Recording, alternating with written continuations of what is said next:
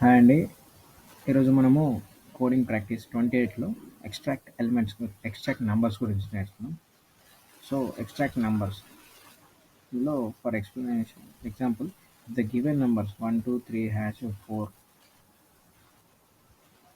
as there is a character hash in the given string, your code should remove such characters and print a list of numbers.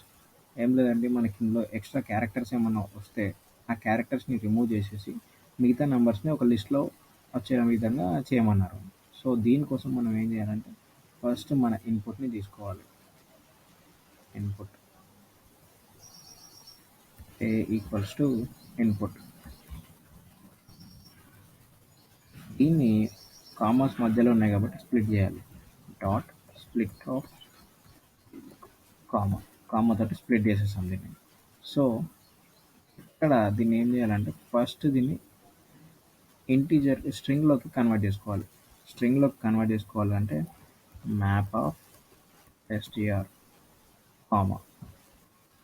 ఎందుకు స్ట్రింగ్లోకి convert చేసుకోవాలంటే ఇక్కడ మనకి ఇంట్లోకి convert చేసుకున్నాం అనుకోండి, ఈ హ్యాష్ సింబల్స్ ఉన్నాయి కదా అవి రావు కదా. సో కాబట్టి స్ట్రింగ్లో అయితే ఇవి ఓకే అవుతాయి. సో దీన్ని స్ట్రింగ్లోకి కన్వర్ట్ చేసుకొని లిస్ట్లోకి కూడా కన్వర్ట్ చేసుకోవాలి. లిస్ట్లోకి ఎందుకంటే మనకి లాస్ట్ ఐటమ్స్లో మనకి లిస్ట్లోకే కావాలి కాబట్టి లిస్ట్లోకి కన్వర్ట్ చేసుకొని పెట్టేసుకున్నాం. సో ఇక్కడ మనం ఒక ఎంటీ లిస్ట్ తీసుకున్నాం. ఎంటీ లిస్ట్ తీసుకొని అందులో for I in A, if I is digit, అంటే ఇప్పుడు మనం ఎంటీ లిస్ట్ ఒకటి తీసుకున్నాం కదా, అందులో ఫర్ I in A అంటే ఇప్పుడు ఏలో మనకి ఏమేమి ఉన్నాయి 1 2 3 4 ఈ సింబల్స్ ఉన్నాయి. ఐ వాల్యూ ఏముంది ఏలో, ఇప్పుడు ఫస్ట్ వాల్యూ 1 అని వచ్చింది. 1 ఈజ్ ఏ డిజిట్ కాబట్టి 1 ఈజ్ డిజిట్. సో దాన్ని ఏం చేయాలి, దాన్ని లిస్ట్లో వచ్చే విధంగా యాడ్ చేసుకోవాలి అలా. సో ఇప్పుడు దీనికి ఏం చేస్తామంటే ఎంటీ లిస్ట్, మనం ఆల్రెడీ ఎంటీ లిస్ట్ తీసుకున్నాం కదా, dot append.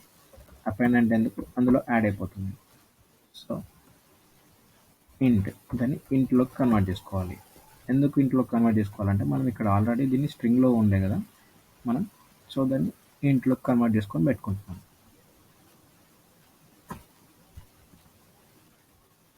Print of empty list. If I is digit,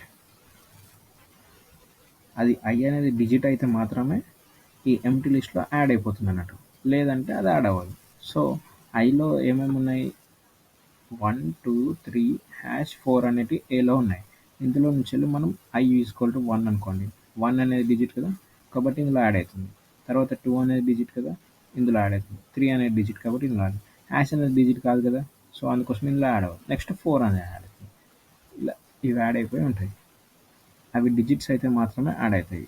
చూడండి ఇందులో కూడా చూడండి, ఇందులో మైనస్ @ అనేవి 2 సింబల్స్ ఉన్నాయి. వాటిని రిమూవ్ చేసేసి ఇది వచ్చింది డైరెక్ట్. ఓకేనా,